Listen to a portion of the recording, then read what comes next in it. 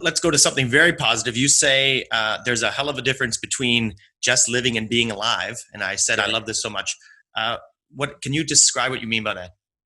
Sure. Yeah. So for me, living is just going through the motions. Living is being defeated. Living is not having passion when you wake up in the morning. Mhm. Living is not working on all the key relationships in your life. So it's kind of where people are stuck, with their health, their career, their spirituality, their relationships. Being alive is just quite the opposite of that. Mhm. So my experience when I came back after this accident, obviously I was just living. I was just going through the motions.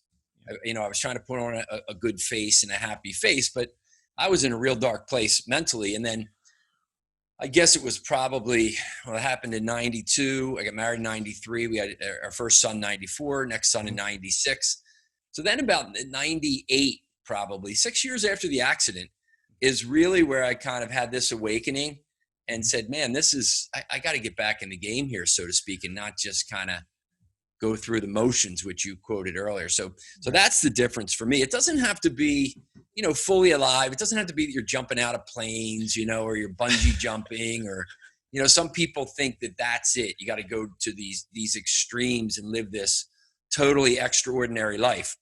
And for some people that may be.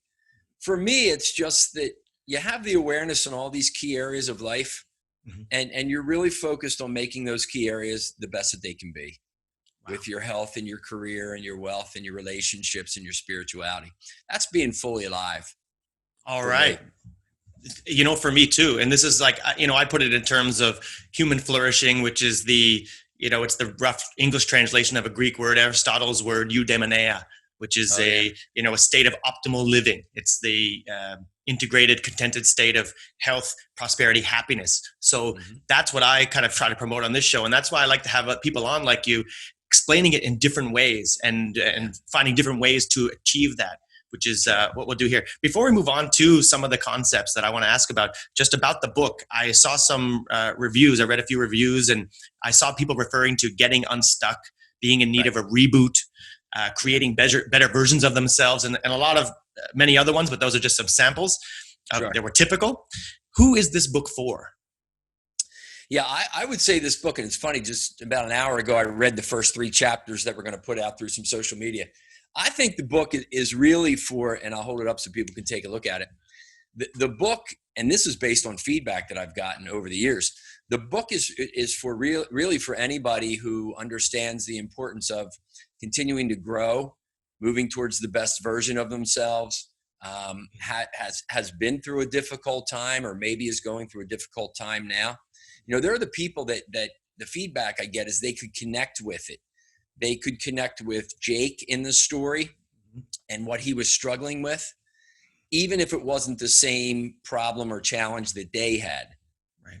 It's still, Jake lost his friend in this accident. He's trying to reconcile that in his mind.